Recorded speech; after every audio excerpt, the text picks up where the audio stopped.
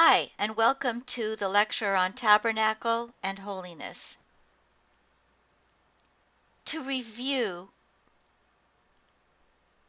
we remember the promise to Abraham, the promise of descendants of land, and that he will be a blessing to the nations. By the beginning of Exodus, the promise of descendants is fulfilled to a large degree. The promise of land and the promise of blessing are not fulfilled and are in fact in great risk. Moses is chosen by God as the agent by which the promises will be fulfilled.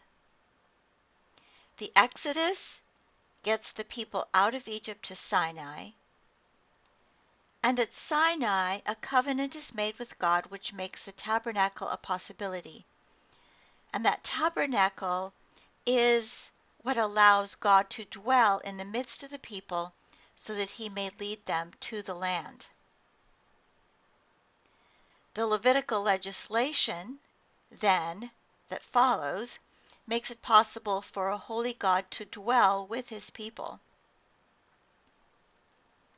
In Numbers 1 through 10, the camp is organized for a military expedition to the land where God will fight for his people and give them the land.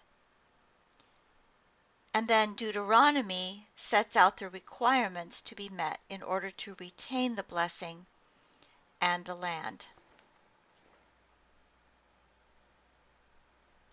The climax of Exodus, as we've already seen, is the building of a portable temple so that God can live with his people, who have been made his people by the covenant. And this is the climax of Exodus.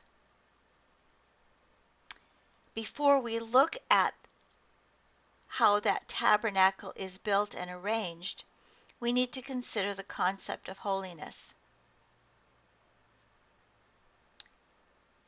Holiness in this literature means divine transcendence, exaltedness, otherness. It includes concepts of awe, dread, wrath, majesty and unapproachability, energy, vitality, movement, mystery, a fascinating sense of danger. To live near holiness calls for ritual purity, right sacrifices, and separation between clean and unclean.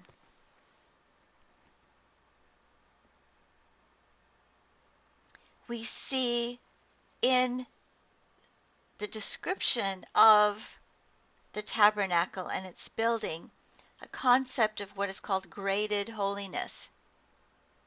The holy is dangerous, so there must be sort of buffer zones that separate the profane and the unclean from contagious holiness, which is seems to be considered to be almost a physical entity that causes death to whoever catches it. This is especially so if one is unclean. One theory of this sees the outside of the camp of the Israelites as what might be called wild nature. Inside the camp is tamed nature. The court of the tabernacle is an intermediate zone that still has contacts with the normal everyday world. The holy place is a transition to the other world, the world of holiness, and it is relatively sacred. And the holiest place represents the other world, the holy world. Another commentator named Barry Banstra sees the outside of the camp as very unclean. Inside the camp is unclean, that is, unfit for worship. The court is clean. The holy place is holy. The holiest place is very holy. The tabernacle furniture and structure is organized around the idea of graded holiness. The more holy, the more pure and expensive the materials. So we have graded metals. Gold is the most pure and expensive and fit for the very holiest things. Then comes silver, and then copper and bronze. There is fabric or types of cloth and skin that are graded in terms of the very best and most expensive to the ordinary. Also, the quality of weaving is graded depending on where hangings are to be located within the tabernacle. There are graded colors. Blue as the most holy, then purple, and then crimson. The ark and the kaporet is the lid of the Ark of the Covenant, are the most holy. The kaporet is considered to be the footstool of God, where God's glory appears, but no one sees it. It is important that in the tabernacle all entrances face east, and the tabernacle, in a sense, is built in sort of concentric circles. From the holiest in the most inward place to the outward fence, which is on the edge of the camp.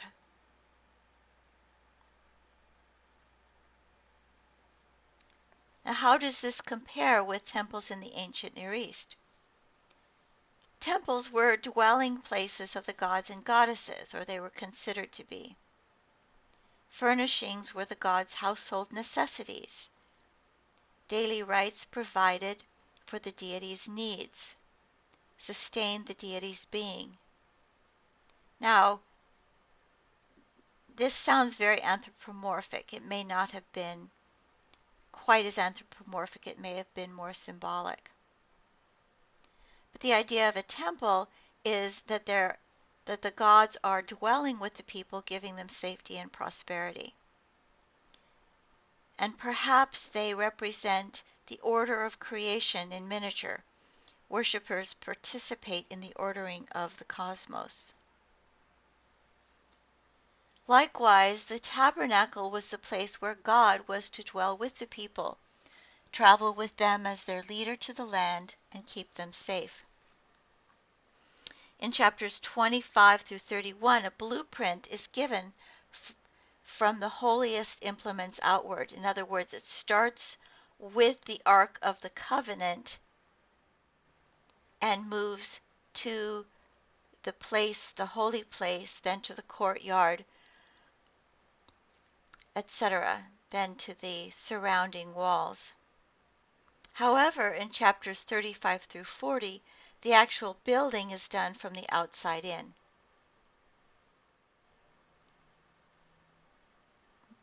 The problem with the golden calf is that it poses a threat to the presence of God with the people.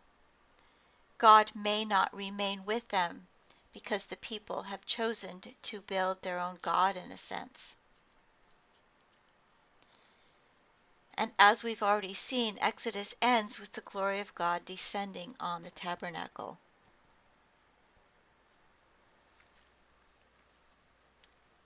The three zones of increasing holiness are the courtyard, where there is the altar for burnt offerings and a water basin.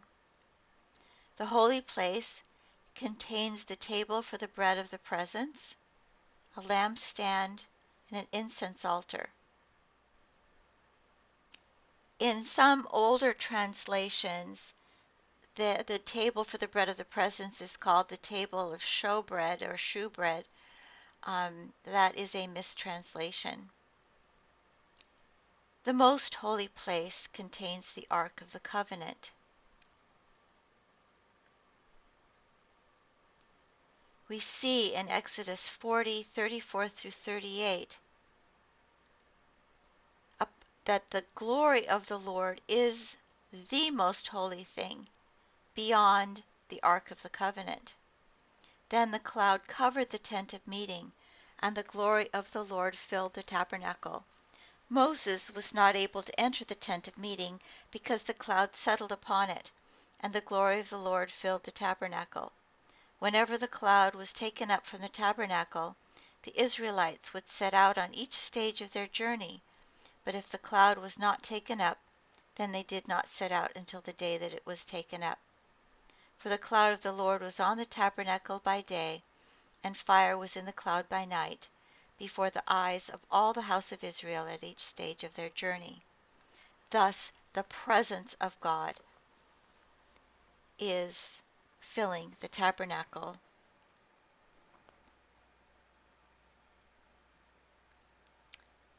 Here is a reconstructed drawing. You see the outside fence separating it from the camp, from the ordinary life.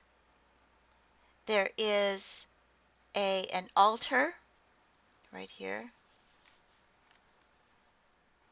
the basin of water, and here we have the building in which you have the holy place in the front and then the holiest place in the back. We don't really know what it looked like, but this is a potential reconstruction based on the descriptions in Exodus. And here is a plan. So as you see, we have the fence around it, the altar for burnt offerings, the gate is here, the basin of water, the door to the holy place,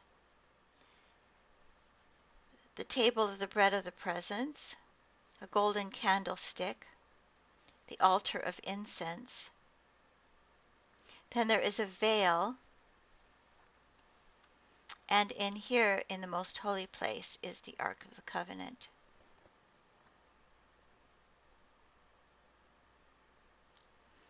Here is perhaps what the altar looked like. This horned altar, which was found dismantled and was later reconstructed, was discovered at the ruins of ancient Beersheba. Since it was not a legitimate altar, it could have been destroyed by either Hezekiah or Josiah. But the altar would look something like this. The horns of the altar are the most sacred. These are mentioned frequently in the Bible, and it is on the horns that the blood of the sacrifice was sprinkled 7 times. A fugitive who managed to catch hold of the horns of the altar would obtain asylum. Here is a suggested reconstruction of an incense altar. The incense would have been burned here. And a possible reconstruction of the table of the bread of the presence.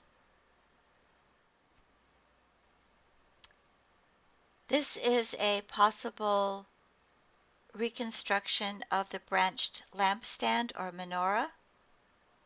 Again, we do not know what this looked like, but of all of the implements, this is one that has continued to be made throughout the many, many centuries. Now, we don't, again, really know what the Ark of the Covenant looked like. This is one possible reconstruction of it.